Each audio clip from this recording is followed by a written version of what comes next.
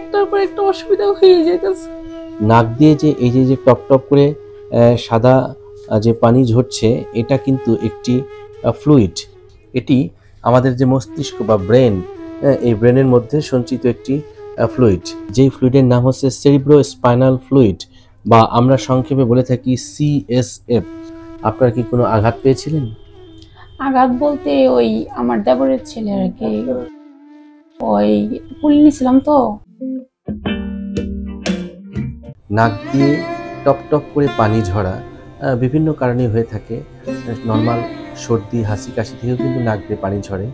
সেই ঝরা আর এখন এই মুহূর্তে নাক দিয়ে যেভাবে টপ টপ করে সাদা ক্লিয়ার ফ্লুইড পড়ছে, সেইটা আসলে কি জিনিস, কেনই বা ঝরছে, সেটা কিন্তু আমি একটু ব্যাখ্যা করতে চাই।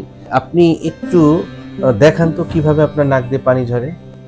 এই যে মূলত নাক দিয়ে যে এই যে টপ টপ করে সাদা যে পানি ঝরছে, এটা কিন্তু একটি ফ্লুইড, যেই ফ্লুইডের নাম হচ্ছে সেরিব্রো স্পাইনাল ফ্লুইড, বা আমরা সংক্ষেপে বলে থাকি CSF।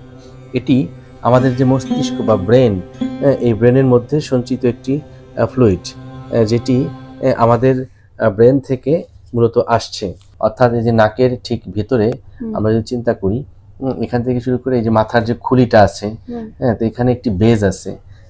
যেই বেস থেকে কোনো লিক যদি হয়, এরকম পানি ঝরতে পারে।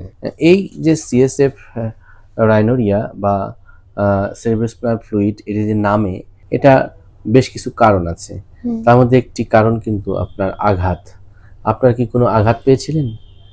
আঘাত বলতে ওই আমার দেবরের ছেলে আর কি, ওই পুলি নিছিলাম তো, ওর মাথাটা দিয়ে আমার নাকের এই সাইডে একটু বাড়ি লাগিয়া নাক ফুটা ভেঙে গেছিল। তারপরের দিন থেকে 1 ফোঁটা জল বের হয়েছে। তো 1 ফোঁটা এরকম করে পরে ডাক্তার দেখাই, বলে এই অ্যালার্জি থেকে হয় এগুলো, বা অ্যাজমা থেকে হয়। অ্যাজমা পাইনি, বলে অ্যালার্জি থেকে।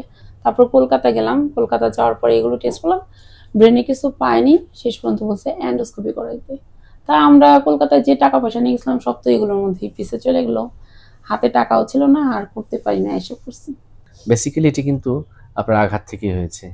হ্যাঁ, অর্থাৎ এই যে একটি আঘাত পেয়েছিলেন সামহাও স্কালবেজের ওখানে একটি ফ্র্যাকচার অথবা কোনো একটি লিক বা গ্যাপ তৈরি হয়েছে, যে কারণে রসটা চুয়ে চুয়ে পড়ছে, এবং খুব সূক্ষ্ম একটি লিক।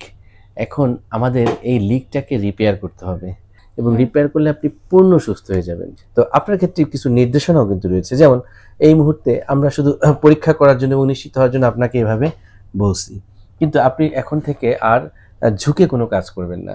ওয়েট লিফটিং করা যাবে না। অর্থাৎ আপনি যদি কোনো ভারোত্তোলন করেন, তখন কিন্তু এটা পড়তে থাকবে, ঝরতে থাকবে। হ্যাঁ, এরপর আরেকটা কথা বলা হয় যে মহিলারা কাপড় চোপড় যে কাচা, তাই না, তারপরে ভারী কাজ করা, কলসি উত্তোলন করা, হ্যাঁ, মানে কলসি কাঁখে নিয়ে বধূরা পুকুর পাড়ে বা ঘাটে যায় না, এই কাজগুলো এখন আপনার করা যাবে না। কারণ আপনি যখনই কলস উত্তোলন করবেন, পানি উত্তোলন করবেন, তখন কিন্তু একটি ভর কাজ করবে। আপনাকে বলা হয়েছে যে প্রেসার ক্রিয়েট করে মলত্যাগ করা যাবে না।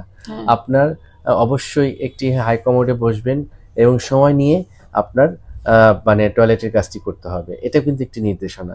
আপনার মানে কথা বলতে আমার খুব ভালো লাগলো। মানুষ তো দুঃখ কষ্ট নিয়ে আসে, দেশ বিদেশ ঘুরে আসছেন, কম কষ্টে কি আমার কাছে এসেছেন? তার মধ্যে একটার পর একটা অসুবিধা হয়ে যাইতেছে। আচ্ছা, আপনি টেনশন করবেন না। আসলে এভাবেই মানুষ দুর্ভোগ দুর্যোগ নিয়ে যখন আমার কাছে আসে, আমিও চাই যে এই মানুষগুলোকে যেন মহান সৃষ্টিকর্তা কৃপা করে, সেজন্য এই কষ্ট থেকে আসলে নিজেকে মুক্ত করে সুস্থ সুন্দর স্বাভাবিক জীবনে ফিরে আসে। আর আমরা ফুললি এটাকে অ্যানালাইসিস করে বের করার পর আমরা এটাকে সার্জারি করতে চাই। তাতে কি আপনি রাজি আছেন? হ্যাঁ, অবশ্যই। ওকে, তাহলে চিকিৎসা আসলে যেটি করতে হয় সেটি আমরা করব, এবং এটার একটা সমাধান আমরা বের করব। আশা করছি আপনার আজকের যে ফ্লুইড বের হলো, এরপর আমরা ঘন্টার পর ঘন্টা এভাবে ভাগা করে রাখবো, দেখবেন যে এক ফোঁটা ফ্লুইড পড়বে না। ঠিক আছে? Hope for the best.